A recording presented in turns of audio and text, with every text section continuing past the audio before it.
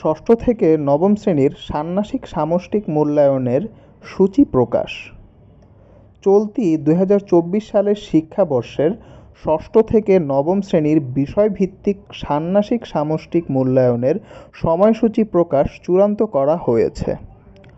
সময়সূচি অনুযায়ী ষান্মাসিক সামষ্টিক মূল্যায়ন শুরু হবে আগামী ৭ জুলাই, যা চলবে আগামী ২২ জুলাই পর্যন্ত।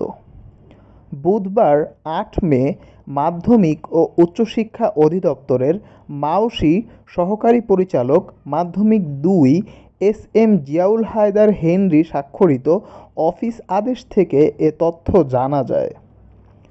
অফিস আদেশে বলা হয়, ২০২৪ শিক্ষাবর্ষে সারা দেশের মাধ্যমিক পর্যায়ের সব শিক্ষা প্রতিষ্ঠানে ষষ্ঠ থেকে নবম শ্রেণীতে জাতীয় শিক্ষাক্রম ২০২২-এর আলোকে প্রণীত পাঠ্যপুস্তক ও অন্যান্য শিখন সামগ্রীর মাধ্যমে শিখন কার্যক্রম পরিচালিত হচ্ছে।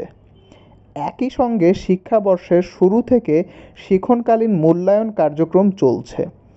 জাতীয় শিক্ষাক্রমের রূপরেখা ২০২১ অনুসারে শিক্ষাবর্ষের ৬ মাসে একটি সামষ্টিক মূল্যায়ন এবং ১২ মাসে আরেকটি সামষ্টিক মূল্যায়নের ব্যবস্থা রাখা হয়েছে।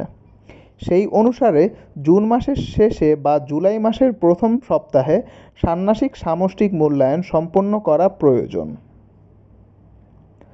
আরও বলা হয়, ২০২৪ শিক্ষাবর্ষের প্রথমে জাতীয় নির্বাচন, তীব্র শৈত্যপ্রবাহ, পবিত্র রমজান ও ঈদুল ফিতর এবং প্রচণ্ড দাবদাহের কারণে শ্রেণী কার্যক্রম বিঘ্নিত হয়েছে।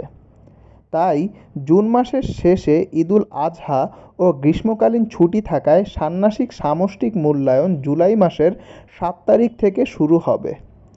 গত বছর প্রথম, ষষ্ঠ ও সপ্তম শ্রেণীতে নতুন শিক্ষাক্রম বাস্তবায়ন করা হয়।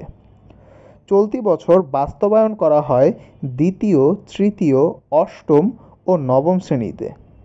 এরপর ২০২৫ সালে পঞ্চম ও দশম শ্রেণীতে, ২০২৬ সালে একাদশ এবং ২০২৭ সালে দ্বাদশ শ্রেণীতে এই শিক্ষাক্রম চালু হবে।